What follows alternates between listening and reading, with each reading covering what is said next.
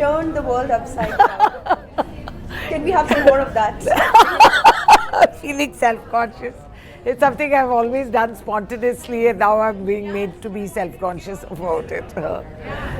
You know, it's not for the first time that you have challenged patriarchy through action. You know, it was laughter, and before, you know, the image that I have of you is, and it's very different from laughter. It's a somber thing that you were doing the last rites of your father, and amidst a lot of hue and cry, and people were like, okay, how can a woman do that? What do you have to say, you know, these little private actions that become political? See, the private actions were the foundations that were laid in my upbringing. I wasn't brought up to be a girl or a boy, but a citizen of this country. And I lived by those norms, and I paid the price. None of these, whether it was riding a motorcycle in college, I used to ride a bullet, and driving a tractor out of sheer necessity because the tractor driver fell ill and we couldn't let the land lie fallow because agriculture is so seasonal. Doing my father's right was a diktat which my father had told me long ago that I'll have to do it. And because we had no sons or brothers, thank God for that. So we grew up being absolutely equal to anyone else. And my father told me, if I'm around with you and something happens to me, you do it. Otherwise, call the municipal corporation and take my body away. That's what he had said. And I don't think I need anybody's certification or the Panditji's permission to do this. The quarrel was that a lot of men stood up and said, how can you do it? Call your sister's son to do it because I don't have sons. Call your maternal uncles to do it. And I kept asking, but why? Why would they have to do it? This is the last tribute I can for my father, who I love dearly. And why is it that I'm denied this? And I stuck to my guns because there was no question of us replaying or redoing that situation. It's something I in the past so many years of my life, my father had repeatedly told me, and it was ingrained in me that it is something I will do very naturally. And so you take it, because there are a lot of people in society whose eyebrows will raise, they'll criticize you, they hurt you. And today you have the modern day trolls who come on electronically and don't have the guts to face you. And they talk rubbish about people who they don't even know. How pathetic is that? But then these are things which you need to stand by yourself. These are your convictions. And if out of social hypocrisy I fall into line, then no matter what I talk, and I'm in a very privileged position, that I'm a lawmaker, that I'm in parliament, and if I'm articulating something, then I must learn to put my money where my mouth is. I can't say something in parliament and then go back to being some Sati Savitri in my village or in my district or in my home. I've got to lead by example. And for me, luckily, none of these were an effort. It was intrinsic to my being who I am and being ingrained in me and growing up the way I did, defined by these very challenges. And so I've done it now. It doesn't matter whether I didn't do it for publicity, I didn't do it. I challenged authority because they were lying through their teeth.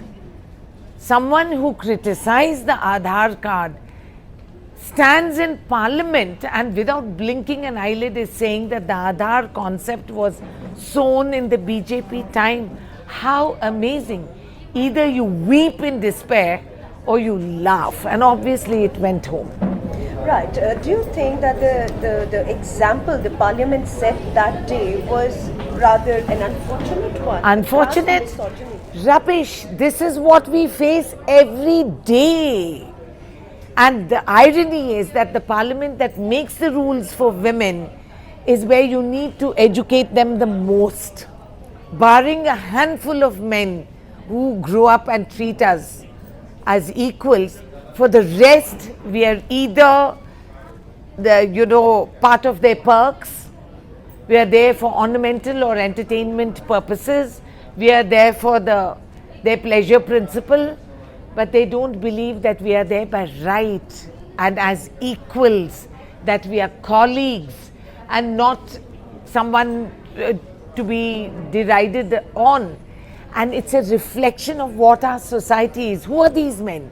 These are the men who come from different walks of our country. and different stratas and society, different economic equations. And the irony is that these men come to parliament and it takes us years of challenge for them to accept us for what we are. I'm not fighting to be equal. I would be lacking in ambition if I did. I am fighting for them to understand that just the thought of not getting the reservation bill into parliament. Look at the battle we are fighting. It's precisely that. Is there solidarity on the women's reservation across party? Of course, lines where when it male comes to bonding women? goes, where women are concerned, there is a huge male bonding club that goes on, cutting across party lines. They are huge. We are lucky in the Congress in that sense that because we had late Indira Gandhi and we had Sonia Gandhi as our leaders and women leaders, and the men know how to listen and execute what they say, that has been a huge help. And Rahul Gandhi is very much a today's man, and he doesn't accept this. He doesn't accept it, and he takes things into his hand and actually gives direction, saying this is not acceptable conduct by the men. How about the bonhomie amongst women parliamentarians cutting across the party line? It's there. I had huge support from women cutting across party lines. We all went and addressed the chairperson of the parliament, Venkaiah Naidu ji. We went to his chambers and we spoke. Unfortunately, we can't repeat what we spoke inside because that's part of parliamentary decorum and the chairman's protocol. So I can't repeat what we said. But entire cutting across BSP, NCP, Jaya Bachchan ji came, Vandana Chauhan ji came, Viplav Thakur ji came, Rajni Patil ji came, Shailja Kumari who led it. A whole lot of us, the whole bunch of us went there, I noticed barring the BJP. Nirmala Sitharaman did not smile, when she's when men were thumping, she was not my smiling. God, she's one woman who's in the male bastion of defense services. So if she's not going to be sensitive to this, then everything is going to be defeated. And let's credit her with more intelligence than falling for that trap of thumping on the desk for political kudos from their bosses. It's such a Pavlovian reflex of these men. Please tell them to go and look up what Pavlov means and what that makes them. So it is a Pavlovian reflex where for authority they do it. So when that authority is challenged, this is what they become. Puddles of male misogyny where they have no identities of their own, that they think they don't have the guts to stand up and say, hey, I respect a woman, because they come under their own peer pressures and they don't understand that that's what they do. There are lots of men who are nice to their wives in the privacy of their homes, but when they go out into the male bastions, the men come under pressure and then they have to behave macho. Macho is not leaving your collar open till your navel. Macho is not muscle. Macho is a mental makeup. When you learn to look at a woman and respect her, when you can say it with authority that you respect her, that's a man, not these wimps. Do you remember?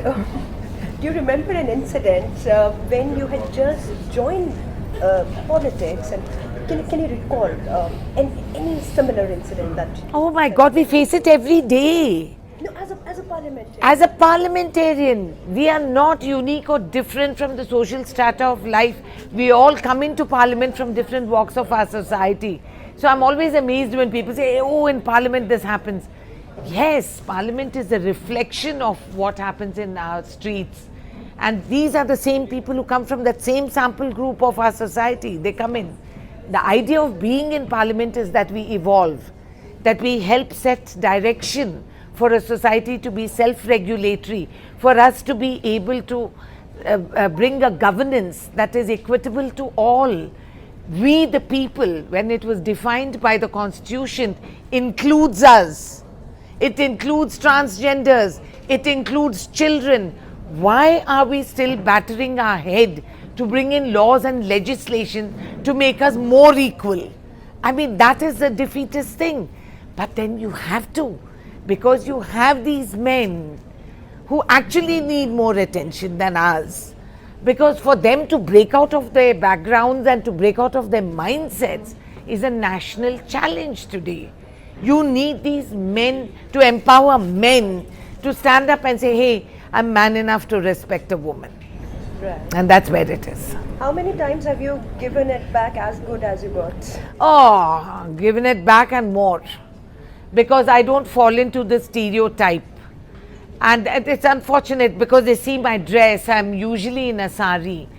And so they fit me into their mental stereotype. They would like it better if I covered my head, better still if I covered my mouth. But unfortunately, that's not happening. So when they see my sari, they let me in through the door. But when I open my mouth, then they're very unhappy about it. Well, tough luck, because that's how it's going to be. And that's how it had to be for me to reach where I did today. And the challenge is still on. You know, when I heard that laughter, I only thought of the laugh of the Medusa, and you know how it threatens men all the time. Can we close this with that characteristic signature laugh? I'm sorry. I'm so sorry. Well, this is the laugh that's resonating hopefully in every woman. I got huge support from social media and from women across the country. I'm amazed that there's actually a Surpanaka club group that's evolved.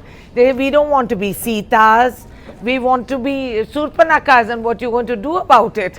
Now they don't realize that it's turned around and bitten them. And then there is also this hashtag that's going around, LOL is passe, it's LLRC, laugh like Renuka Chowdhary. Well, and guess what, girls, it's tax free.